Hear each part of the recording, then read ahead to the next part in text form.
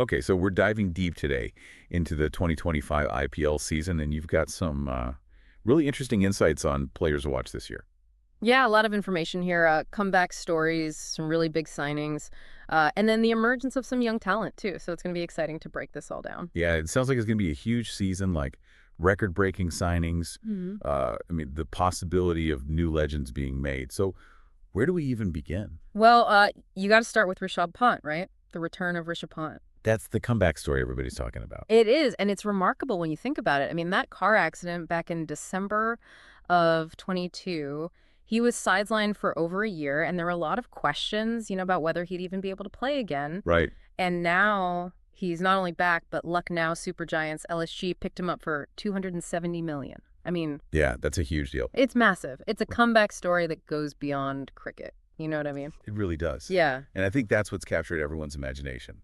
That move from Delhi Capitals to LSG for that kind of money. I mean, what was LSG's thinking there? Do you think they were looking for a specific role for him? Yeah, I mean, if you look at LSG's lineup before Pant, they needed some firepower in the middle order, right? Someone who can come in and just change the game. Someone aggressive. Exactly, someone aggressive, and maybe even provide some leadership, He's got that experience. He was captain at Delhi, right? Yeah, exactly. So I think they see him slotting in at number 4 or 5 in that batting lineup. And he's a left-hander too, right? Hmm. That's going to be an advantage for LSG. Their lineup was pretty right-hand heavy. Absolutely. I mean, a left-hander in the middle order just mixes things up for the bowlers, Yeah. especially on those Indian pitches. The harder to settle into a rhythm. Right. And Pant, he can really attack spin bowling. So Yeah. that's another huge plus for LSG. And like you mentioned, he does bring that captaincy experience. Even if KL Rahul is the official captain, having that extra leadership in the squad has got to be valuable. Oh, yeah, absolutely. I mean, think about it. You've got Pant in the huddle during a timeout, offering advice or just firing the guys up. I mean, that's huge. She's got that energy. He does. And he's a match winner. When Pant's on his game, he's just box office. And he's not afraid to take risks. No, not at all. He's got that explosive, unorthodox style. He can hit the ball anywhere, and he's not afraid to improvise, which makes him a nightmare for bowlers. I mean, you can't really set a field for a guy who's willing to hit 360 degrees. Exactly. And he's gotten better behind the stumps, too. His wicket keeping has really improved. And with someone like Ravi Bishnoi in the LSG bowling attack, that vocal presence behind the stumps is going to be key. Especially against spinners. That communication is so important. Oh, yeah. There were a few key matchups mentioned that I think fans are going to be looking forward to. Oh, for sure. Some really mouth-watering clashes. I mean, imagine Pant going up against Rashid Khan from Gujarat Titans. That's spin versus spin at its best. That's going to be fun to watch. And then you've got the battle of the Titans' Pants power hitting against the raw pace of Jasprit Bumrah from Mumbai Indians. All right, that's a classic matchup. It is. And don't forget Mitchell Starc, who's now with Delhi Capitals. Another explosive bat versus raw pace clash. I can't wait to see those. I mean, those are the kind of moments that make the IPL so special. Absolutely. And, the big question a lot of people are asking is, can Pant be the MVP of this season? It's a possibility, right? It is. I mean, you look at what he's overcome just to get back on the field, that mental toughness and the hunger he must have. And then you add his natural talent, his ability to adapt under pressure. I mean, he's definitely got the potential. So let's talk about another big move. Shreyas Iyer going to Punjab Kings PBKS for $267.5 million. Yeah, that was another huge signing. What a statement from PBKS. What does that say about their ambitions for the season? They're going all in. They want to win a championship.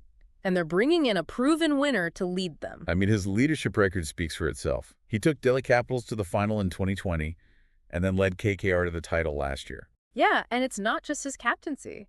He's a quality batsman, too. Over 3,000 IPL runs with a great average.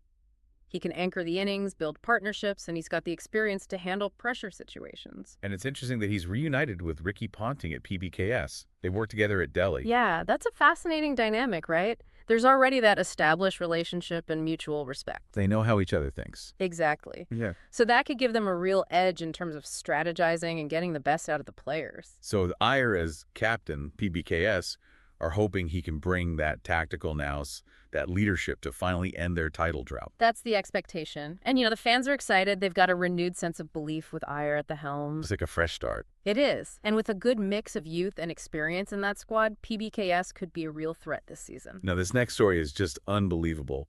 Vaibhav Suryavanshi picked up by Rajasthan Royals RR at 13 years old. Can you believe that 13 years old, the youngest player ever in the IPL? That's unheard of. What's the story there? Well, he's from Bihar, and he's been making waves in the age group cricket scene.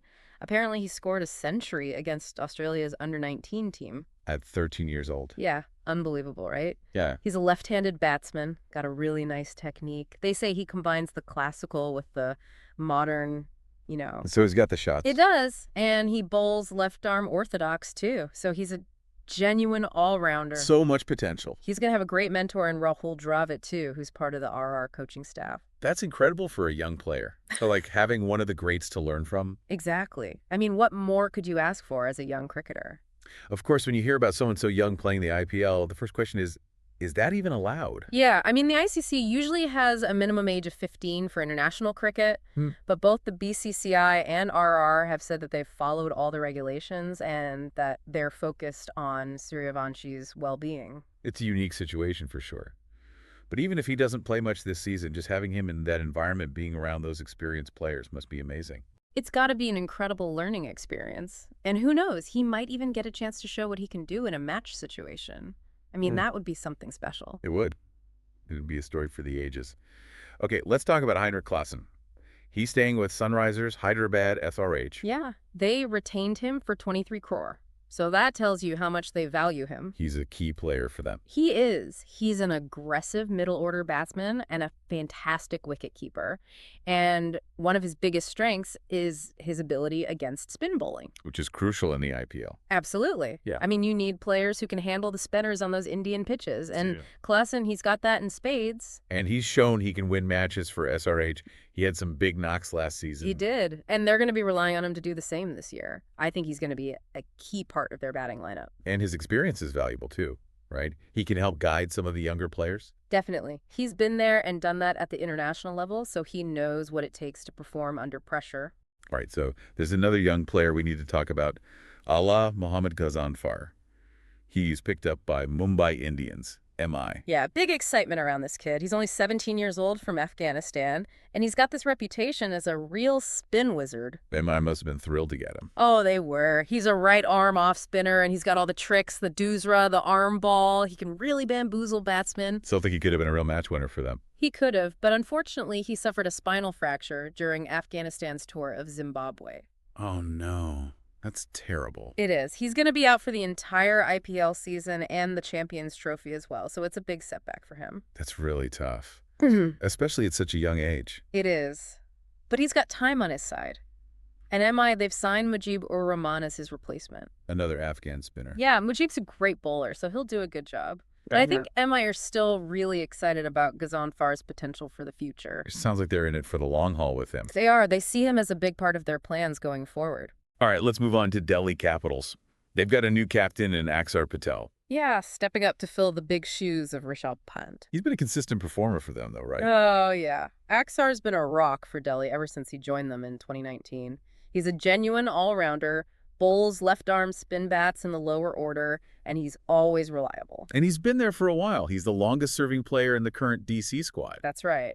So he knows the team inside out, and the management clearly trusts him. They see him as a calm and collected leader. Which is important in a high-pressure tournament like the IPL. Absolutely. Yeah. You need someone who can keep a cool head when things get tough. Yeah. And Axar, he's definitely got that temperament. And he's coming off a great Champions Trophy tournament with India. Yeah. He was a key player in their victory, so he's in good form and full of confidence. And their first match is against LSG. So Patel's captaincy debut is going to be against his old teammate, Rishabh Pant. What a way to start the season. Talk about a storyline. That's going to be an interesting one to watch. Okay, let's talk about another comeback story. Jofra Archer's return to Rajasthan Royals. Ah, Jofra's back, where he belongs. He was a sensation in his first stint with RR. He was unplayable at times. That raw pace, the accuracy, and he could swing the ball too. And he was a handy batsman as well. Right. He could hit a few sixes down the order, and he was a brilliant fielder too. A true all-rounder. Exactly. But then the injuries came, and he had to prioritize his international career with England. But he had a great season with KKR last year.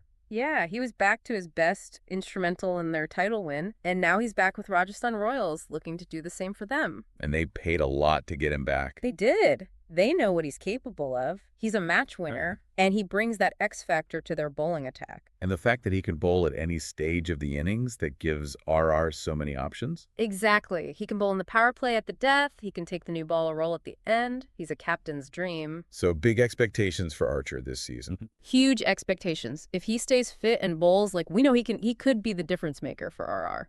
Another player to watch at RR is Yashasvi Jaiswal.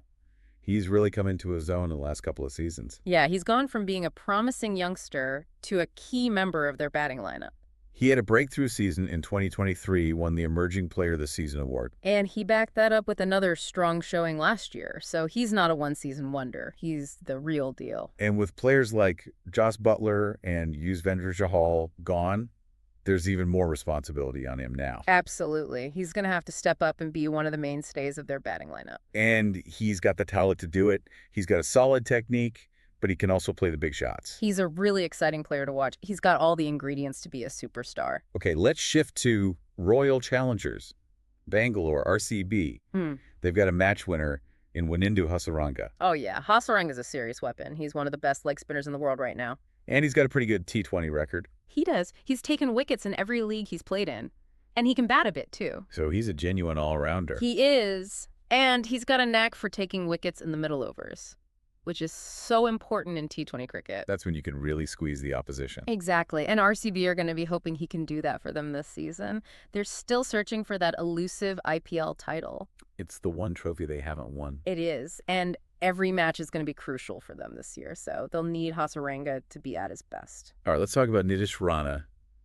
He's made the move to Rajasthan Royals. Yeah, interesting move for him after a long and successful stint with KKR. He was a key player for them. He was a dependable top-order batsman who could also chip in with some handy off-spin. And he even captained them a few times. So why the move to RR?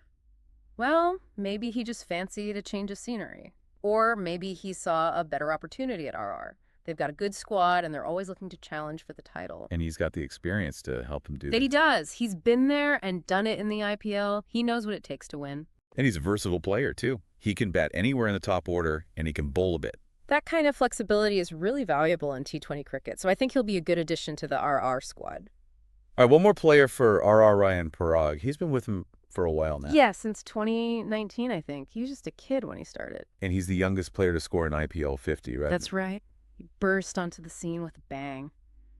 But he's had to be patient since then. He's developed into a solid middle-order batsman, though. He has, and he can bowl a bit of leg spin, too. So he's a useful all-round option. And it sounds like he's becoming a leader in the dressing room, too. Yeah, taking on some mentorship responsibilities with the younger players, which is great to see. Shows maturity. It does, and the fans love him. He's a real crowd favorite. All right, last but not least, Mitchell Starc is back in the IPL with Delhi Capitals. Yeah, the Aussie speedster's back, and he's looking to make a statement.